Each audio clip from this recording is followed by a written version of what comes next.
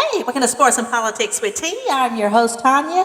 Tonight we have made it back to Monday, guys. Listen, I hope everybody's enjoyed their weekend so far. We have made it. We are already January 5th, 2026. Guys, let's give it up for tonight. Yes, we are moving right along in that first week of January. Listen, I hope again everybody's doing good. We got a lot of good feedback over the weekend with the fun and entertainment with T. I really enjoyed that show. And again, we are going to be bringing another episode on this coming Wednesday talking about relationships, fun, entertainment news, things like that. So we are going to incorporate an extra show on Wednesday nights at 8 o'clock. All right. But yes, guys, I am enjoying myself. Today was my first day back from vacation. Okay. So I'm telling you, I listen, I was off for 9 days straight. And, you know, when you're gone from the 25th of December all the way till, well, actually, no, it was the 23rd of December, all the way to January the 5th, which is today.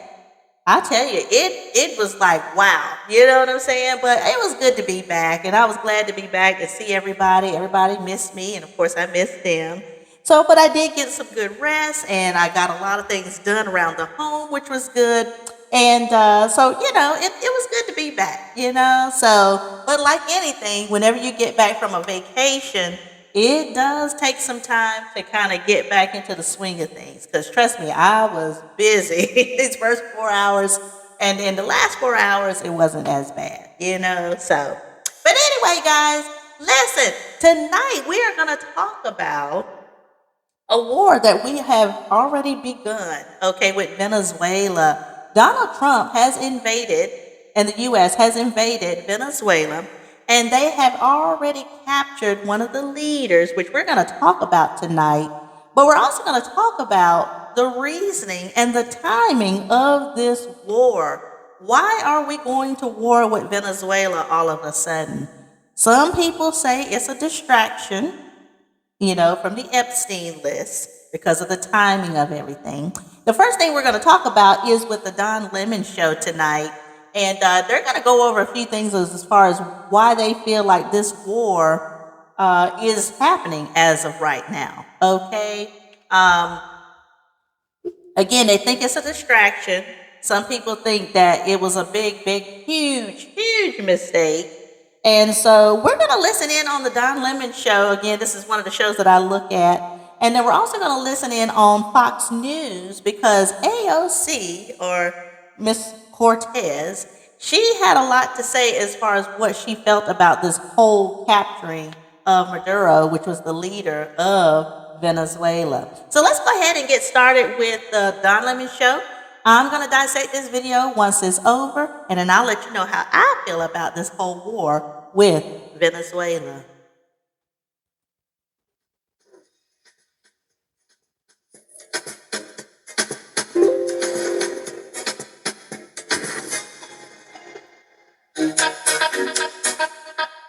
Good evening, Lemon Nation. Welcome, welcome, welcome. Welcome to Lemon Live at 5. I am thrilled that you are here. We are on time because this morning we're a little bit late because I didn't get in until after midnight, in bed at 5 o'clock.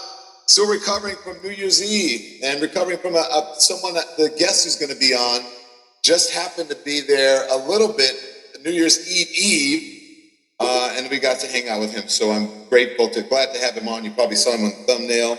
You guys know I'm talking about James Carville. I'll bring him in a minute. But hit the like, hit the thumbnail because it does affect the algorithm. More people become aware of our channel, and that's very important because we do some good work over here, and we have some great guests like we're going to have in moments. This caught my eye today after we heard about Maduro and all the Maduro hoopla. I saw this, and I said, you know what? I got to get in touch with this man. Roll it. There are a corrupt group of people. Never, ever underestimate what Trump will do to try to survive and draw attention away from Jeffrey Epstein and the fact that we'll get ready to be average people are plunged into health insurance that they can't pay while we've run up $3 trillion in debt, given people make over $500,000 a year, massive tax cuts. That's what's really going on in this country. You need to know it. And you need to change it come November of this year. I agree. James Carville is here. He is a veteran political strategist. That's all I need to say. A legend. Good to see you, James. Glad to see you. Thank you, Don. You're a legend yourself. So, James, you know what? Hey, great minds. I don't know if I have a great mind, but I got to tell you, I had not seen this, but this was my morning show before I saw what you said. This is what I said. Watch. What's in those Epstein files? I mean, come on. What is in those Epstein files? Because every time that story gets close to daylight, something else explodes. A new crisis, a new emergency, a new headline that pulls everyone's attention away. We were promised transparency. We were promised the truth. Instead, we got delays. We got silence. We got noise. And then suddenly, nobody's talking about Epstein right now. What is he so afraid of, James? Well, that's what we don't know. We know there's something. Okay, if we can tell by his behavior that he's very, very scared. He's a scared old man. We have a lot of reason to suspect that there's a lot more to find out. Every time I turn around, I don't know, someone said 2 million more, 5 million more. I don't know how much information the government had on this guy. You know, who the hell has 5 million pages on him? But it's clear that he wanted to divert attention from that state file. And by the way, it's clear it worked. Venezuela's everywhere. If you look at the search of the number of times Epstein's name appeared in the press, the 5 days before Venezuela compared to the 5 days after, it would be mind-boggling. So in his mind, this worked. And the danger is he'll pull something similar to divert attention.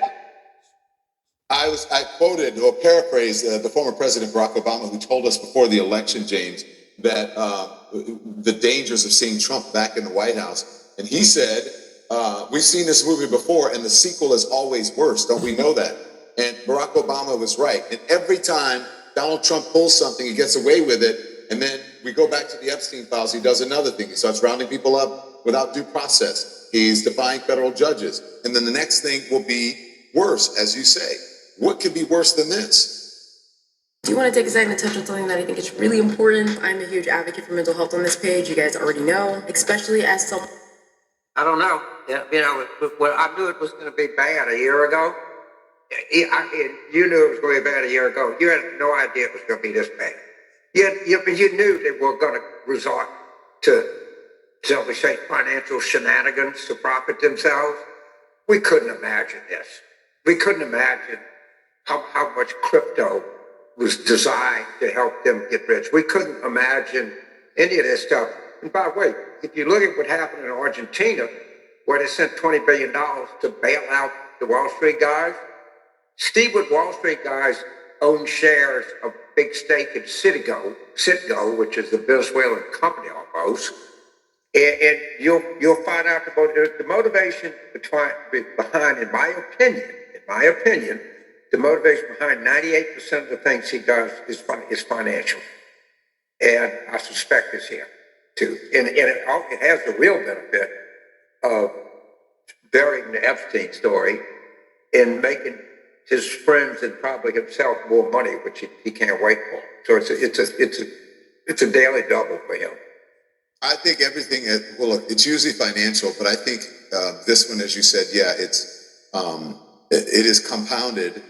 But I think his biggest motivation lately, within the last couple of months, that has been to distract people from the Epstein files. Yes. I didn't think all of this rounding up of people off the street, I think that's a distraction partially of the Epstein file. I think the bombing of the boats in Venezuela, distraction from the Epstein files. Now, here's one thing, since you do politics and you advise people. Now, I understand what you said about the, people, it's everywhere. But I think people have caught on to it. And I'm going to play this. This is CNN. You can tell me if you disagree or not.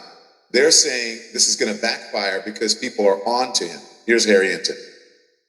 Yeah, I'd be really surprised if this turns out to be a positive for Donald Trump, or at least support for this operation. Why? U.S. military ousting Venezuela's president beforehand. Look at this. 47% opposed. Just 21% of Americans favor. The unsure was higher than the favor, 29% versus 21%. And get this, just 39% of Republicans favored it. People are saying, oh, this could be a wag the dog moment. I have to ask, which dog are they wagging the tail of? So, and then he says the searches were up when they first did it with Venezuela, when it first happened over the weekend, and then they plummeted. Well, does that tell you anything, James? Well, but yeah, it tells me a lot. By the way, that guy, he's got a lot of energy, but he's pretty good. I mean, he knows what he's doing. He's a somewhat colorful, but I'll never blame anybody for trying to put a little mustard on a hot dog. You're not colorful at all, James. Right, and it also happens to be true. But he's looking to. So if you have a toothache, all you care about is getting rid of that toothache. And somebody says, you really need to do something about your diarrhea. Well, okay, I'll get to that, but let's get rid of the goddamn toothache first, and I'll worry about diarrhea. Okay, the toothache for him is Epstein. All right, and for now, the pain has been relieved. Of course, it'll come back. It'll manifest itself in greater proportions than it is now. But he's like, I'm not answering any Epstein questions now. And I got the usual suspect of 15% of the Democrats say, well, you got to give him credit. Credit for what? And now I'm going to chime in for just a second on this whole issue with the war. This is the thing with the Epstein list, and I've said this from day one, okay? What do you have to hide? If you're not guilty, come out with it. That's what I say. I mean, that's what I'm saying. And what they're saying is this war is just a distraction. This is just to buy time. This is just to, make him look good in a situation where the Epstein list, if he is guilty, is going to make him really look bad, And this is the thing, too. It's the timing of all of this. They were finna get right to release the files, and the timing is now you want to go to war with Venezuela. Like, he never talked about this all last year, and now within this last 2 weeks or a week or two, might as well say, now you want to bomb Venezuela to get everybody's mind and attention off of the Epstein list. And a lot of people are catching on to this. You saw the poll numbers. You see his ranking is going way down.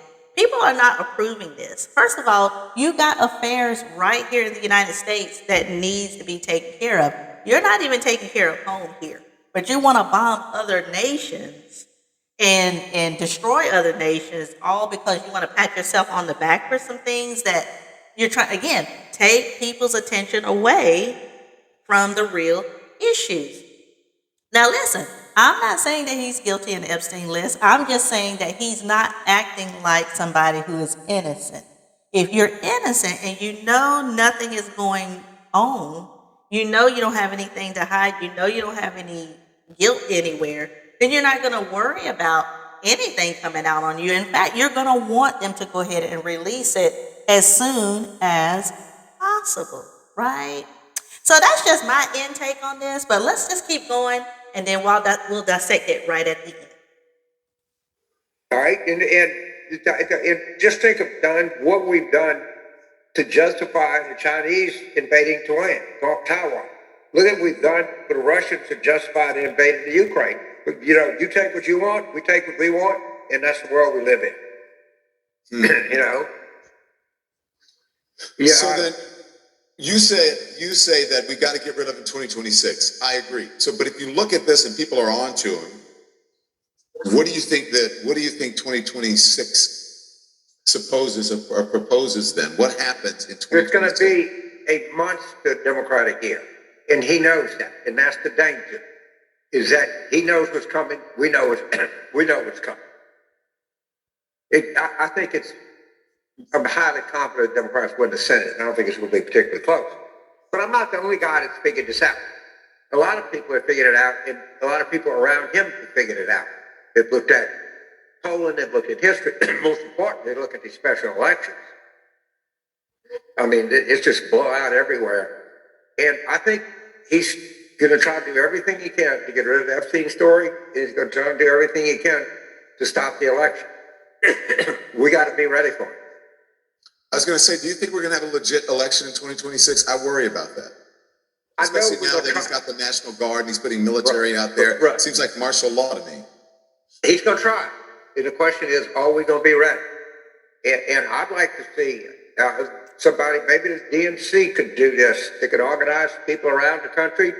So let's say they try to seize ballots in North Philadelphia, and then people on alert in Chester County, Delaware County, Montgomery County, Bucks County, Berks County, whatever you can think of, are ready to deploy to do sit-ins in Philadelphia, whatever you got to do, be on high alert. I know we have Italians and lawyers that are on high alert. We kind of know this is coming, and we got to prepare for it because it's going to happen. And how do we react as a party? How does the never-Trumpers, Republicans, how do they react? I don't know. But we got to warn people that, they're coming to try to take the election away from you. And it's pretty easy to figure out where they're going to try to take it, and that is in high-performing Democratic areas and where there's a big election coming up. You probably... What can lawmakers do right now? Is it like Congress? What can they do? They haven't done anything. It's been the most. What they're going to do? They're going to sit around with one thumb up their butt and one up their mouth and switch every 5 minutes. They're going to do shit. They haven't done anything yet. But give rich people a tax cut. Why do we think they're going to start? Of course we don't. Right. He's dead serious about that. They only look after the rich. Okay, that's why. Again, Donald Trump does not care, guys.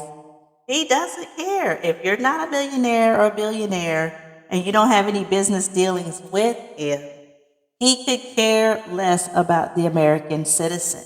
Okay? Meanwhile, you got citizens right here in the United States that are suffering still, have lost homes, have lost jobs. And again, our attention now is on Venezuela, right? And you know what? And it costs millions of dollars to fight this war, something that we don't need to be doing in. But because of this Epstein thing, see, this is the thing. If the Epstein list wasn't around, would we be in war? That would be the question. And a lot of people say no. They don't think that we would even be thinking about Venezuela. Okay? Venezuela is nothing on the U.S. territory's radar. Okay? We got other countries that we could be thinking about. In fact, we need to be thinking about our own country. So I just don't understand why we're even doing this. But like you said, this is just a distraction just to take everybody's attention and focus off of the Epstein list.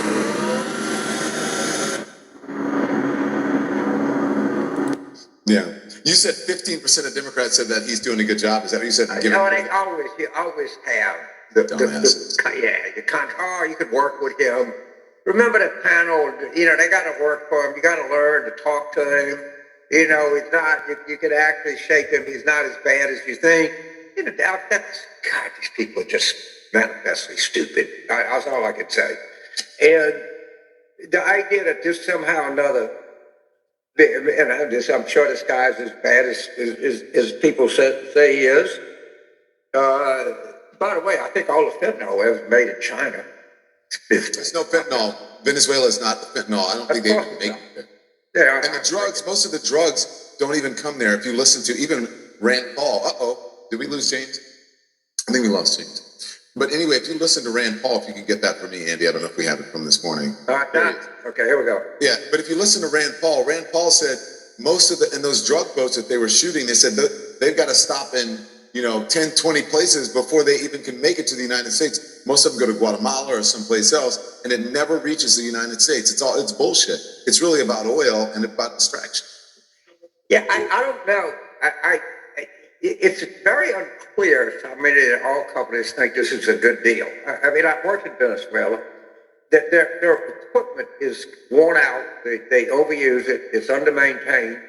A lot of their crude is what they refer to in the crude business as solid. It has a high sulfur content, and there's only certain refineries that can make it into gasoline. Unfortunately, I think Louisiana is one place that has it because we take everybody's dirty crap. He's amazing. This guy, he's been like Democrat for a long time, guys. So he doesn't care about anybody Republican. So we're gonna keep an eyes open on that. Like I said, a lot of people think this is just a major distraction. We're gonna go on to the next topic with Fox News. And of course, Fox News is all for Trump. This is a Republican station. But let's say that Anna, what's her name? Cortez? Yeah, she's not happy. Okay, so we're going to listen in on what she thinks about this whole ordeal as far as this Venezuelan war as well. Where if the United States is not in agreement with the interim president, the administration may very well look to remove her from power, as well as a host of other cabinet officials in that country. Can the U.S. really do that? Yes, both practically and legally. When the president says we're going to hand this over, sort of the new Gitmo policy, give it to Marco, because there's a rumor that he's sleeping 3 hours a night, so he has a little bit of. He needed another job. Another job, right? But the fact is that this is squarely within the previous case of Noriega in terms of the law enforcement aspects, and they really ramped that up by having law enforcement personnel in the extraction team to put him under custody, take him to New York. That seems to be iron-plated, and I don't think Maduro is going to be any more successful than Noriega was. Now, in terms of the aftermath, yeah, presidents are allowed to regime change, to engage in nation building. You can't have a judge that says, I'm not going to allow that. That's within the Article 2 powers of the president. You can object to it. You could say that that's not a policy we should pursue. But absent some countervailing act by Congress, and I'm not even sure they could go very far on that, I think that he's in a good position. It's been done before. Guy, here's Rep. Alexandria Ocasio-Cortez on X yesterday. She writes, "This is not about the drugs. If it was, Trump wouldn't have pardoned one of the largest narco traffickers in the world last month. It's about oil and regime change. And they need a trial now to pretend that it isn't, especially to distract from Epstein and skyrocketing healthcare costs." That is the zinger. What do you say? That's a pitiful response. You should talk to the people of Venezuela or the Venezuelans in New York with the diaspora of Venezuela. Well, I'm sorry, but again, it's the timing of all of this. And I'm sorry, I'm going to interject just for a second. He said it's ridiculous, but look at the timing of all of this, guys. Why now we're going to war? Okay, we could have went to war last March or April, but no, we're waiting for a brand new year to enter a new war. And it just so happened that it's just right around the Epstein, the timeline. Okay, so I'm not buying into any of this, but anyway, let's keep going. Well, and celebrating all across the world the fall of this regime. Maduro was never the president of that country. He's an illegitimate, or was an illegitimate dictator. And I look forward to the day, hopefully soon, that the Venezuelans will have self-determination. What an achievement by our military, another flawless operation.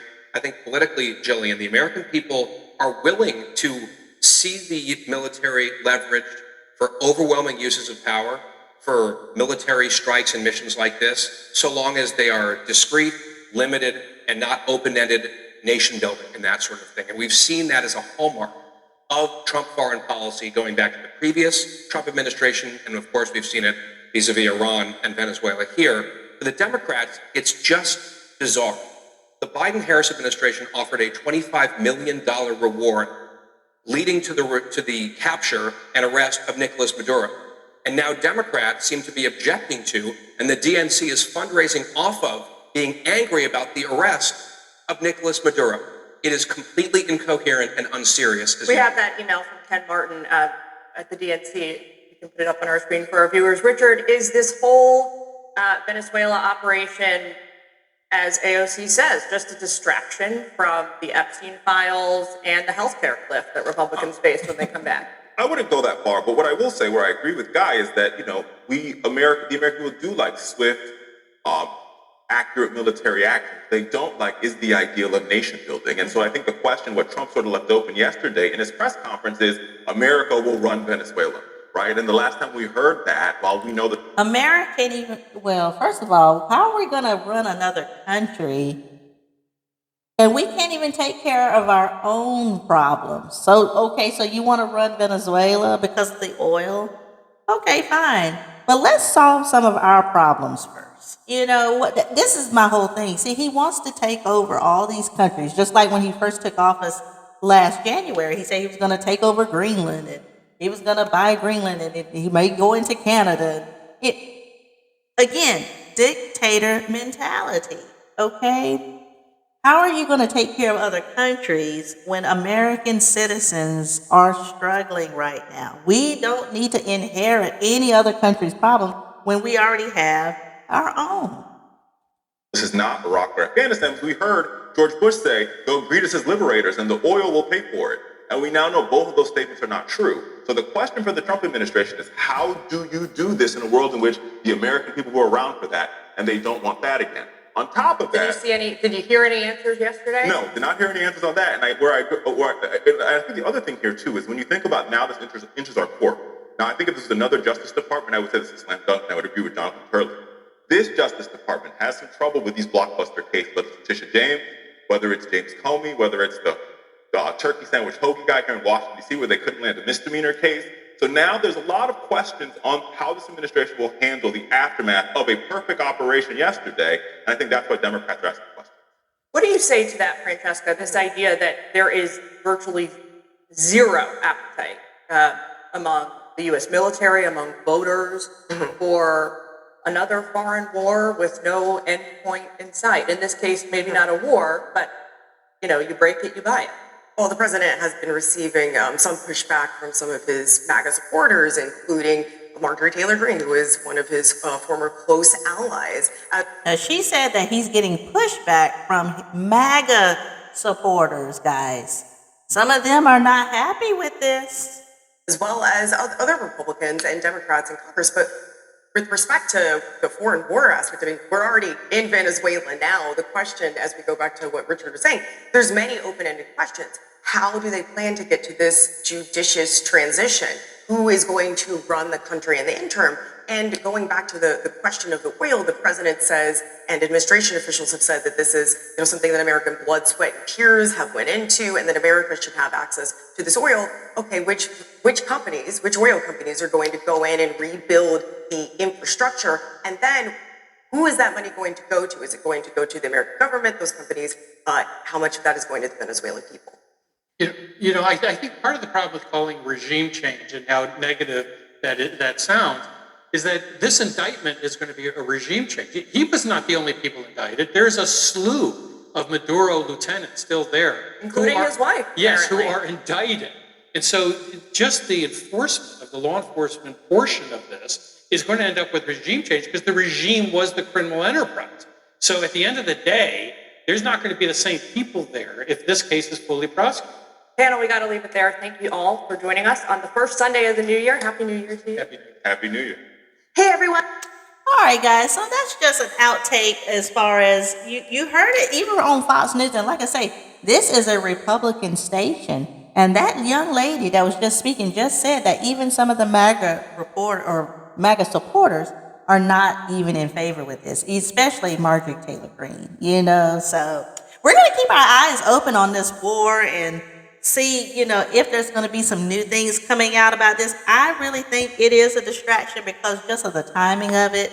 He didn't say anything all last year about it, and now all of a sudden, the Epstein list, they're wanting to release things, and now we've got to go to war to, again, keep your focus off of that Epstein list. Allegedly, guys, we don't know if he's guilty or not, but I'm just saying, his actions is not telling me that he is innocent as of right now. But anyway, we're going to keep an eyes open on this. And follow me back on Wednesday, guys. Not Thursday, but Wednesday. We are going to get back into fun and entertainment with T. We're going to get back into the entertainment and relationship sector. We're going to do a part 2 to Saturday's edition as far as what's going on with the dating arena and some of the things that we are finding as far as statistics, okay? All right, guys. Well, again, I hope you enjoyed this show for tonight. If you did, please hit like, share, and subscribe. And also, if you can, please hit the notification bell. That way you won't miss any episodes every time I come on to YouTube. I will be back again on Wednesday, not Thursday, Wednesday at 8 p.m. And we're going to get back into fun and entertainment with T. All right. All right, guys. Well, everybody enjoy the rest of your night. And I will see everybody on Wednesday at 8 p.m. Take care. Bye-bye.